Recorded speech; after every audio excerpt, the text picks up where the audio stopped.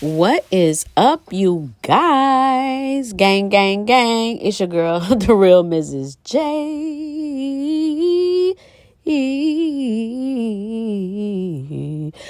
And what's up, you guys? I have not been on here in so flipping long. And I don't know, life just got in the way.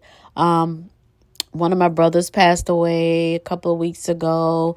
Then my other brother and my husband and myself, we all caught COVID. So I'm just getting over that, really. That thing lasts forever. Like, oh my gosh. I didn't even know, to be honest with you guys, I didn't even know that I had it until day 8. Okay. All I know is I had a cough. And then a couple of days later, I started running a fever, and I ran that fever for like 4 days. And I was just popping Tylenol and Motrin. That's pretty much what I did. As soon as that fever hit, I would never really feel it until in the morning when I woke up. I would feel it then because I guess the medicine would have worn off and I would have a fever and I would just take my little medicine, go back to sleep, wake up, and I just kept pushing. I kept working and everything. And then on day 8, I just kind of felt like I had a sinus infection. So I went to the doctor. So I was like, let me just give me some antibiotics and, go to give me some antibiotics. The nurse like, you want us to test you for the flu and COVID? I'm like, yeah, why not? Because, I just came from the funeral and I started feeling bad after that. And so many of us were sick. So anyway, the doctor came in, was like, Miss Jones, you tested positive for COVID. But I almost kind of felt like I had it because my symptoms kept changing. So it was like I had the cough went away, then I had the fever, then the fever went away, then I was getting a headache, and the headache was like in the back of my head. And then I kind of felt a little tight in the chest, but I was still moving. And so after I found out, it seemed like after I found out is when I started feeling bad, which is so strange. But ultimately, we made it through. But anyway, you guys, I just wanted to come on here real quick because I wanted to talk about the whole Kyrie, Kanye situation. I know that this is kind of old at this point, but it's very important that we do keep this conversation going because basically, the way that the world works is that things happen and then next thing you know, we're on to the next situation. So this is a conversation that needs to be continued on because there's some blatant things that have been put in place to keep us from knowing who we are. And one of them is being anti-Semitism. And y'all noticed it used to be called anti-Shemitic instead of anti-Semitic. Y'all notice how they took the Shemitic out of there because these people know that they're not Shemitic. But anyway, just have to kind of look at the little nuances, just the little small things that be going on, like the little wordplay. And just like they call themselves Israelis instead of Israelites. And that Israelites are what was in the scriptures. But anyway, so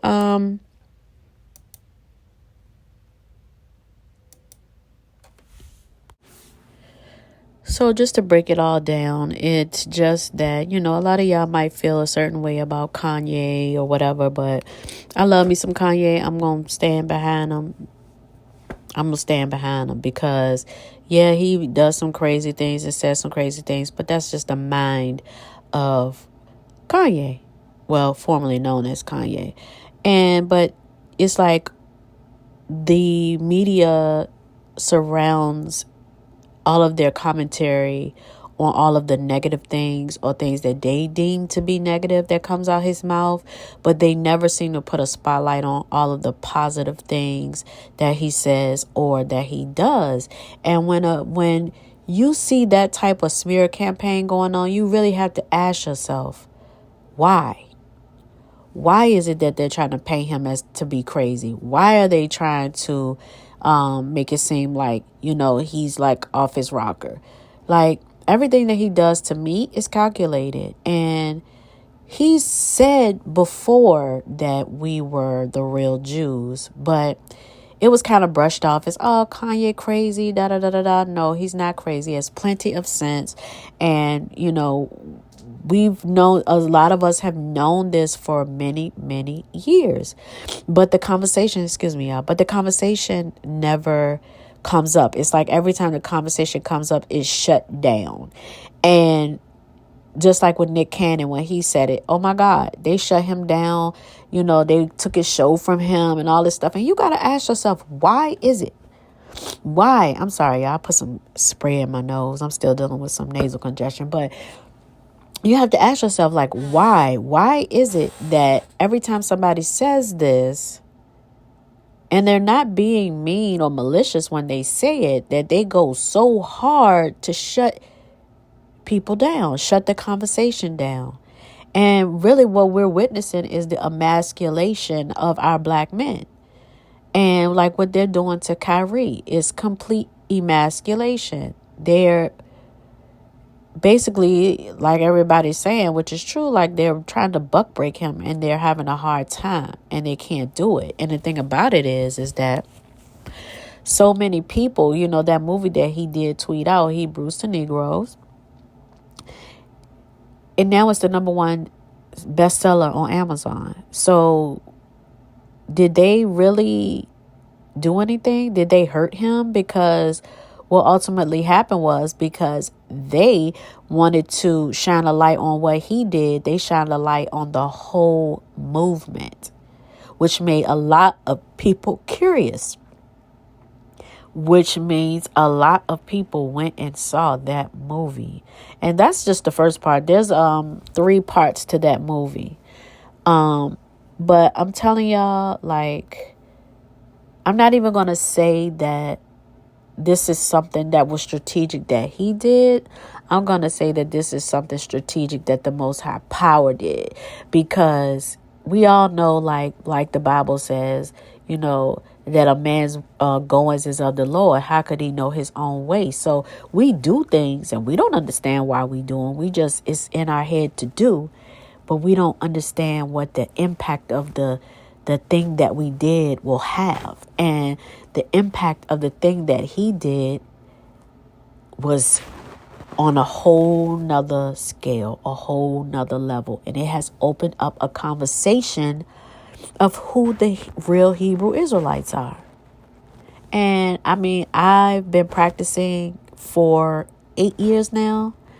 And, and I've watched this grow and grow and grow. And a lot of you that's like my day ones, they already know. That's why my name is I sing, and my other YouTube pages, Ariella Priscilla by Israel. And so shameless plug, y'all need to go check out my music channel. But so yeah, this conversation is something that needs to be had, because we have, in the words of Malcolm X, we have been hoodwinked, okay? We've been bamboozled, okay? We have been taken away from our heritage. We have been cut off, okay? It's like these people got together and said, okay, we're going to cut them off as a nation of people. And that's exactly what they did. Y'all don't never notice why we are like who we are? Why we're the best at everything that we do? We're the whole world watches us. You know how it says that we're the salt of the earth, that Israel is the salt of the earth? Without us, it would not have flavor. We are the salt of this earth. Everybody gets dance trends from us. We're the best in sports. We're the best in music. We're the best in everything we do. But when you have a people as powerful as we are, and they know the power of our God, of course they're going to do everything they can to keep us docile, to keep us in the midst of sin, to keep us eating that pork, to keep us half dressing, to keep us killing each other, promoting the killing of each other. Because you notice that when we do things towards each other, it's not a problem.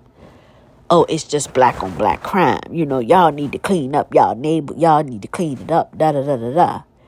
But at the same token, these same people who will remain nameless, they're the ones who own the record labels. They're the ones who push this music in our communities. If you notice that other genres of music aren't like ours.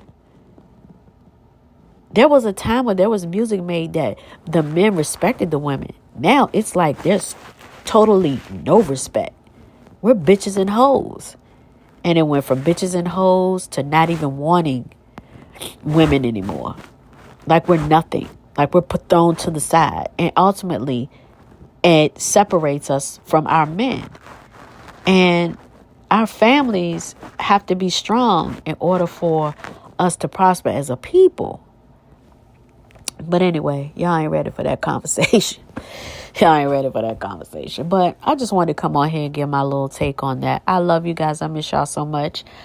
I'm not going to promise I'll be back on here. Y'all know how I just come on and then you won't see me for another 3 or 4 weeks. But I be kind of watching still, but not really. Because I kind of like gotten away from beef sector stuff. Because to be honest, I don't really think there is a beef sector anymore. It's like everybody's like beating this dead horse, like this dead thing. They're still like beating it and trying to get it to keep going. But I think at this point, the season is up. The season is up and over. It's like, I guess all these people are new. I don't know. But the beef sector as it used to be is no more. And I'm just not interested, to be honest with you. I'm just not interested. It's just too many other things going on in the world right now to be concerned about, who's running the beef sector, who this, who that. I really don't give a damn because none of that stuff is putting money in my pocket. I'm not going to get emotionally invested. I look at it sometimes for a kiki. And if I'm only resorting to watching Jay Wilson every now and then, and sometimes I look at Reed, but damn well it's time for the beef sector to give it up. Like, for real. I'm not looking at Pizarro. I'm just not. Brianna, I get sick and tired of she talk too damn slow. It's like, and I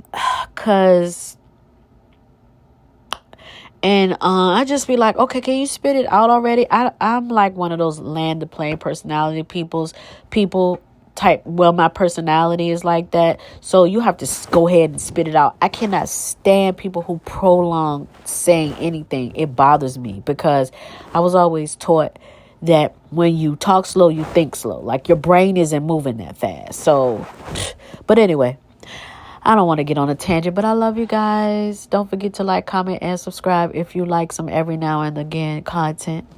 I will talk to you guys soon.